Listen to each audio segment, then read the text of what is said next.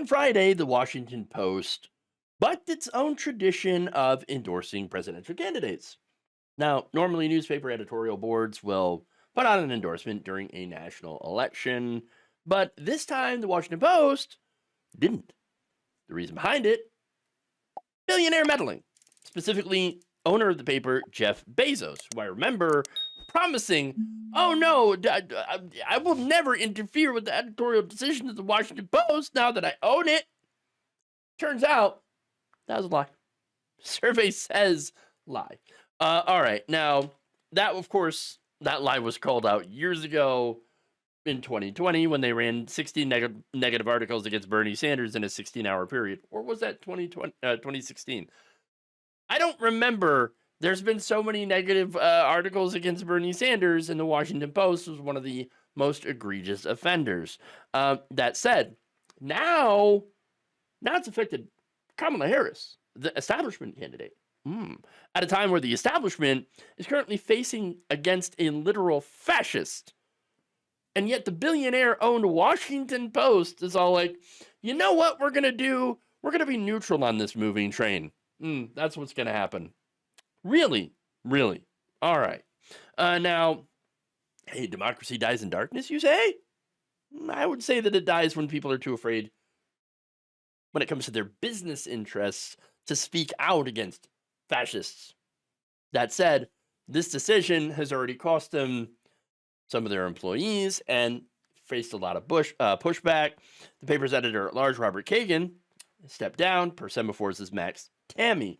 Kagan's exit comes after Post publisher William Lewis announced the paper would no longer throw behind candidates on Friday. Lewis said he knew that some of the readers would view the enforced as an abdication of responsibility before painting it as a return to the paper's mission. What mission is that? To service billionaires? Unsurprising, right? Again, we're talking about an editorial board, which has, I don't know if you know this, but editorials are just opinion pieces, okay? And major newspapers are allowed to have opinions. Just saying. That's kind of what journalism, it's part of journalism is to be able to have an opinion. But of course, the other part of journalism is to make sure that you put out objective reality. Now, that said, getting back to Lewis's statement here, saying, we see this as consistent with the values the Post has always stood for. We also see it as a statement in support of our readers' ability to make up their own minds. Now tell me, what MAGA supporters are reading the Washington Post? They're not. They're not reading the Washington Post. Obviously, progressives are not exactly reading the Washington Post. So who is this for? It's not for the readers. It's to protect Jeff Bezos from being targeted by Donald Trump. Okay? This is a billionaire sticking his fingers into this and saying, you will not get me in trouble by putting out an endorsement of Kamala Harris. Okay? You won't do it. Won't do it. Because again, that's who the paper planned to endorse. It was already drafted. It was ready to go. Before Bezos decided, no, you will not release this. Now, Kagan isn't the only Post staffer who was upset, of course. Editorial board members were enraged to move, with several contemplating what action they would take, ranging from resigning, quitting the board, or putting out a statement per Tanny. The Post Guild, for example, a union representing over 1,000 journalists and other staff at the Post, said in a Friday statement that it was concerned that management interfered with the work of our members in editorial. We're deeply concerned the Washington Post, an American news institution in the nation's capital, would make the decision to no longer endorse presidential candidates, especially a mere 11 days ahead of an immensely consequential election. The Guild statement reads, this decision undercuts the work of our members at a time when we should be building our readers' trust, not losing it. Well, to be fair, a lot of corporate outlets have lost reader trust. So now, former top Post editor Marty Barron called this cowardice, and he's right. Quote, I feel exceptionally disappointed, he said over the weekend in an interview with the New Yorker, and I worry about what it means, not just for the Post, but for democracy. Business executives who own media organizations need to be willing to stand up to intense pressure. And Bezos demonstrated that he was capable of that, the pressure, and willing to do that. Now I worry that there's a sign of weakness. If Trump sees a sign of weakness, he's going to pounce even harder in the future. Look, that right there, I think is a good illustration of the problems with corporate media. One of the many problems with corporate media. They're either a business or they're owned by a big business or a billionaire. Okay. And what are they going to do? They're going to do what's best for that business or that billionaire, what helps their profit margins. If that means going out of their way to not offend fascists, then that's what they're going to do. Okay. Oh no, we're going to stay out of your way, Mr. Trump. So don't worry about us, Mr. Trump. We are not going to criticize you. That's right. That's right. Now, the Washington Post, not the only one. Another billionaire also blocked their paper from making an endorsement. It's the LA Times.